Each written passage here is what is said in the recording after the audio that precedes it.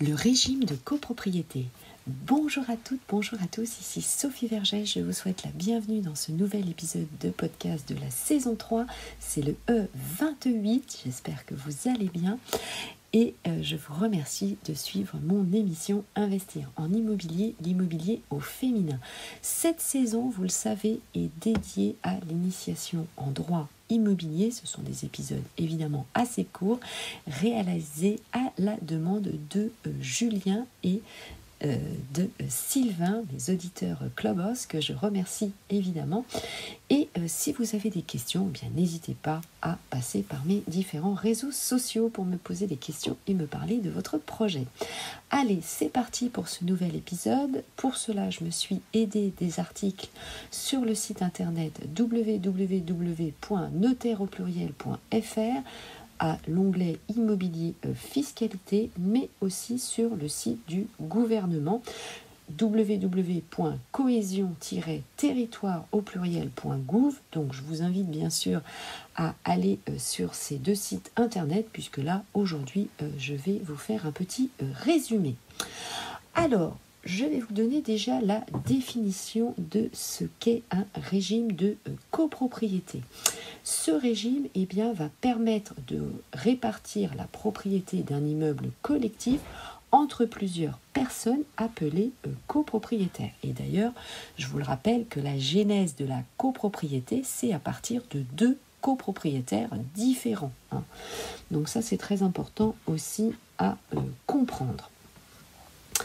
Dans quelques cas particuliers, évidemment, vous pouvez avoir des maisons individuelles soumises à ce régime juridique, mais aussi des locaux commerciaux et professionnels. Et dans le cadre des maisons individuelles, ça va être dans le cas d'un lotissement. Ce régime, il fixe tout simplement les règles de fonctionnement de cet immeuble pour vivre en harmonie. C'est un grand mot, évidemment, vivre en harmonie, en copropriété. Et évidemment, vous le savez, entre chacun des copropriétaires, nous n'avons pas forcément, évidemment, la même vision. C'est tout le challenge, évidemment, d'acquérir en copropriété. Alors, il faut savoir que la plupart des appartements sont soumis à ce régime, qui s'impose à chacun des copropriétaires, mais aussi à votre locataire ou à vos locataires si vous êtes évidemment propriétaire bailleur. Donc, la remarque est la suivante. Mon conseil est évident, le fait qu'il est plus intéressant pour vous d'investir en tant qu'acquéreur, propriétaire, bailleur, un immeuble, ce que l'on appelle en monopropriété, c'est-à-dire que vous êtes le seul propriétaire de la totalité de l'immeuble. Ça vous permet bien sûr de prendre vos décisions et d'être autonome surtout, et de réguler évidemment le budget des travaux, de l'entretien de l'immeuble, de la maintenance, de ses réparations, évidemment à votre convenance, et surtout régulièrement chaque année, puisqu'il faut mettre un budget régulièrement chaque année, sinon c'est la panade quand il faut tout payer d'un coup, et c'est souvent pas possible dans certains immeubles, et ça coûte vraiment plusieurs centaines de milliers d'euros. Donc soyez évidemment très vigilants par rapport à cela. Je vous en parle régulièrement dans mes différentes masterclass, notamment sur Clubhouse, sur mes différents réseaux sociaux. Alors, quel que soit le bien en copropriété, vous allez toujours avoir des éléments qui sont juridiquement inséparables. C'est-à-dire que d'un côté, vous allez avoir ce que l'on appelle les parties privatives, c'est-à-dire votre appartement, l'intérieur des murs commerciaux, et puis la quote-part, donc c'est souvent exprimé en millième ou en tantième des parties communes. Ça va être quoi? Ça va être les espaces verts, les parkings, et ça peut être évidemment les ascenseurs et la chaufferie. La loi fixe des règles obligatoires pour l'utilisation et la gestion des immeubles soumis à ce régime de copropriété. C'est notamment la loi du 10 juillet 1965, la loi numéro 65-557, que je vous invite évidemment à retrouver sur le site du gouvernement Légifrance, LEGI France, qui va fixer justement le statut de la copropriété qu'on appelle des immeubles bâtis.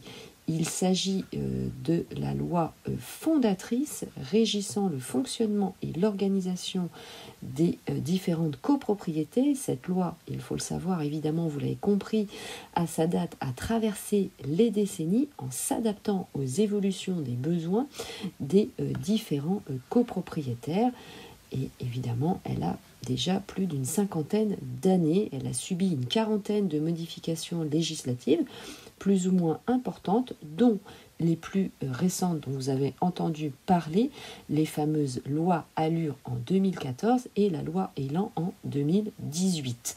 Donc je vous invite évidemment à vous rendre sur le site internet du gouvernement cohésion-territoire.gouv pour connaître évidemment notamment les apports principaux des lois Allure et Elan, parce que ici ce serait beaucoup trop long. Alors, les objectifs de cette loi, c'est de formuler des définitions juridiques précises, de préciser le rôle des différents organes de la copropriété, faciliter la gestion collective de l'immeuble ou d'un lotissement, je vous en ai parlé tout à l'heure, de garantir les droits de chacun des copropriétaires, donc cette loi vous protège, vous l'avez compris, et de permettre à la majorité et pas seulement à l'unanimité de vos décisions, donc de chacun des copropriétaires, justement, de décider l'exécution des travaux d'amélioration. Voilà, donc rendez-vous sur le site du gouvernement cohésion-territoire au pluriel.gouv. Donc ces règles sont rassemblées évidemment dans votre règlement de copropriété qui contient bien sûr, vous le savez, des informations sur l'immeuble en général, mais surtout sur l'usage de vos parties privatives. Vous devez le respecter.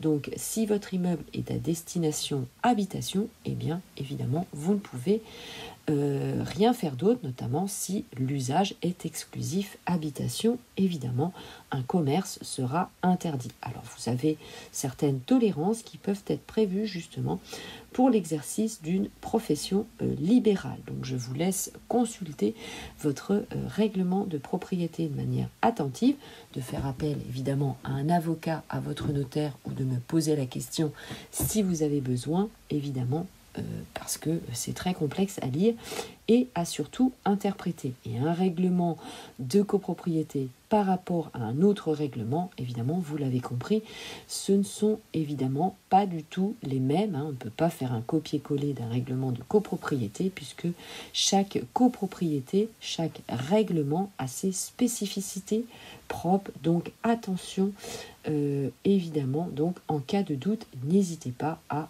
passer par un professionnel. Et le syndic, évidemment, est un professionnel de référence vers lequel vous pouvez vous tourner.